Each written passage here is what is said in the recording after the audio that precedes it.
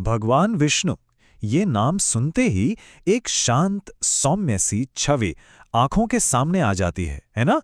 पर क्या कभी सोचा है कि उस नीले रंग का, उन चार हाथों का और उन दिव्य अस्त्रों का आखिर मतलब क्या है? आज हम इसी रहस्य को, इसी प्रतीकात्मवाद को समझने की कोशिश करेंगे। तो चलिए शुरू करते हैं। हाँ, ब्रह्मांड के पालक और संरक्षक, यही तो है भगवान विष्णु की सबसे बड़ी पहचान। वो शक्ति जो सृष्टि के बनने और मिटने के बीच एक बैलेंस, एक संतुलन बनाए रखती है, ताकि सब कुछ अपनी सही जगह पर सही तरीके से चलता रहे। तो सवाल ये उठता है कि उनकी जो ये छवि हम देखते हैं, उसका असल में मतलब क्या है? हम सब ने तस्वीरें देखी हैं, मूर्तियां देखी हैं, पर कभी सोचा है कि वो चार हाथ क्यों हैं? वो नीला रंग क्या कहता है? और उनके हाथों में जो चीजें हैं, वो क्या दर्शाती हैं? यही वो सवाल है जिसके जवाब आज हम ढूंढेंगे। तो आज हम क्या-क्या देखने वाले हैं? सबसे पहले ब्रह्मांड के संरक्षक के तौर पर उनकी भूमिका, फिर उनके दिव्य स्वरूप के पीछे छिपे अर्थ को समझेंगे, उनके चार दिव्य गुणों की बात करेंगे, पृथ्वी पर उनके अवतारों को जानेंगे और आखिर में ये समझने की कोशिश करेंगे कि ये छवि आज भी इतनी मजबूती से क्यों टिकी हुई है। तो चलिए पहले हिस्से से शुरू करते हैं, ब्रह्मांड के संरक्षक। देखिए, विष्णु की जो सबसे बुनियादी, सबसे जरूरी भूमिका है, वो है कॉस्मिक बैलेंस बनाए रखना। मतलब पूरी सृष्टि में एक व्यवस्था बनाए रखना और उसे कैओस यानी अराजकता से बचाना। इसे समझने के लिए हमें त्रिमूर्ति को देखना होगा। ये एक तरह की कॉस्मिक टीम है। ब्रह्मा जो क्रिएटर हैं, वो ब्रह्मांड को बनाते हैं। शिव जो डिस्ट्रॉयर हैं, वो पुरानी चीजों का विनाश करते हैं ताकि नई चीजें बन सकें। और इन दोनों के बीच आते हैं विष्णु, द प्रिजर्वर।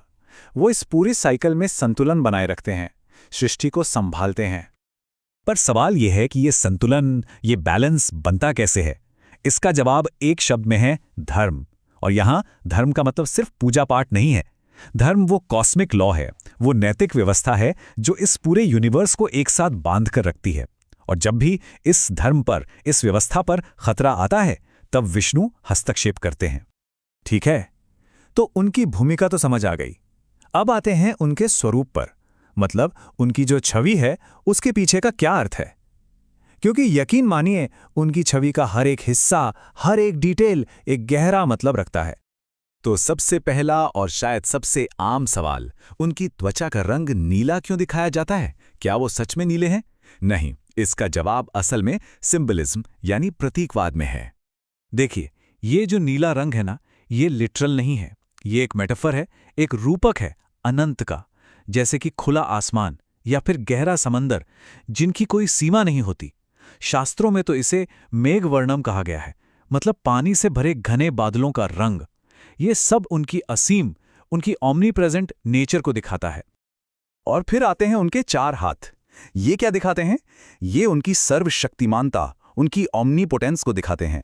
मतलब ये कि वो एक ही समय में ब्रह्मांड के चारों कोनों तक, हर दिशा में पहुंच सकते हैं।